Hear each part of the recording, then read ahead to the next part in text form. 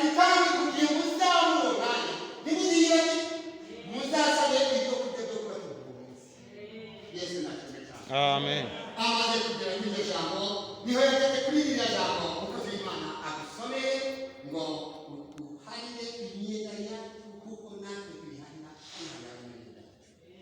Bishaka kuvuga iki?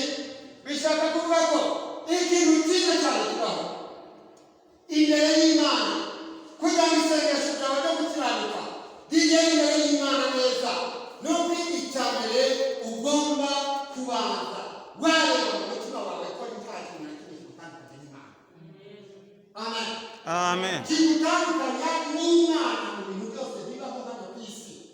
Byaba izinga Satani aza agenda adutera uko dutambutse dutera izinga, twaba tujyanye akadutera izinga, twaba turi mu masomo akadutera izinga, turi mu mirima dukora akadutera izinga, ukabanza wareba nta kizinga na kimwe yaba afite n'Imana. Amen. Jambo rya kabiri mu hagati ukabanza wareba neza ukitegereza ukareba ese abantu baba baraguhemukiye nta n'umwe baba bafite urubanza imbere y'Imana n'ikintu baba baraguhemukiye cyangwa gushira. Hari ibintu biba mu bantu bikanga gushira, hari ibintu biba bikwiye kuba mu bantu b'Imana, habaho kandi ibyo bakwiye kugira ibyanga gushira. Twebweho nk'abana b'Imana niba umuntu aguhemukiye, niba umuntu agukoreye icyaha ikosa se, gerageza gushakisha uburyo ki wamushaka, nubwo yaba atabishaka ariko weho umushake kandi umushake. Numubona uzamubwira uti urya mwana ntawe byatugeneye neza, none ndasaba rwose kugira ngo twitunganye. Wabifite. Amen. Kandi biyanga akavuga ati njyewe ibyo nakoze narabikoze, uzamubwira uti njyewe ndakubabariye.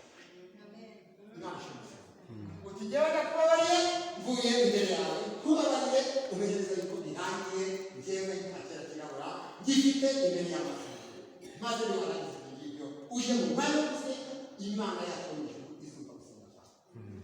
Bana banditse jambo nasomye hirya hariya, jambo yatubwiye iki?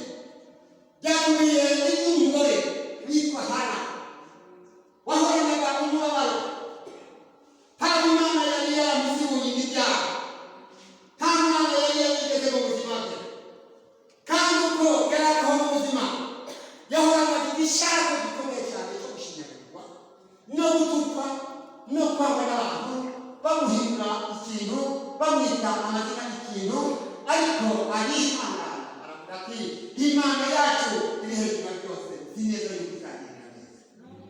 Mana ishimwe cyane. Iyo ufite icyo cyizere uko byamera kose, nubwo waba mu kaga gakomeye, uri mu bikuruhije cyane, uri mu bikugoye cyane, ukwiye kugendera yuko hejuru ya byose hari Imana ishobora byose. Amen. Ishobora gukora byose kandi mu gihe cyane. Maze umugore yigira inama aravuga ati nubwo mfite abantu benshi banshinyagurira, uko nabaye kandi aribyo bakwigize, uko nabaye n'Imana yabishatse, iyo Imana yabishatse reka ngende njye kuyisaba kugira ngo inkuru ihindurire amategeko.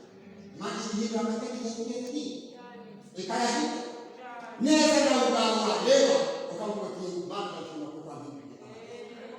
Imana ishimwe cyane. Nuko amaze kugira inama aravuga ati ngiye imbere yayo kandi ntegereje kuzamujyanira neza.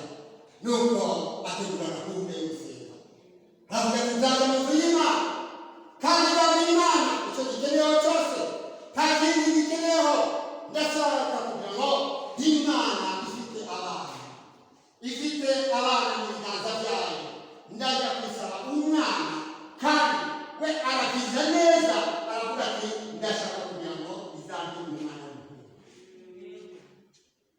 Mwana w'umuhungu bizambe umwana w'umuhungu.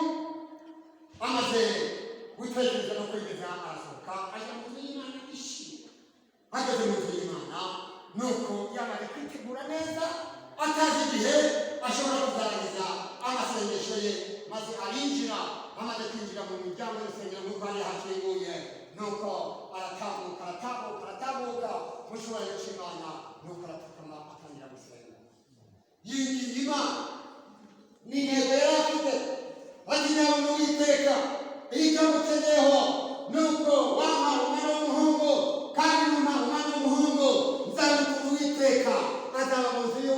iteka iminsi yose kandi icyuma cyo gushaka ntabwo kizabasha kugera arahira yesu ntashimwe cyane arahira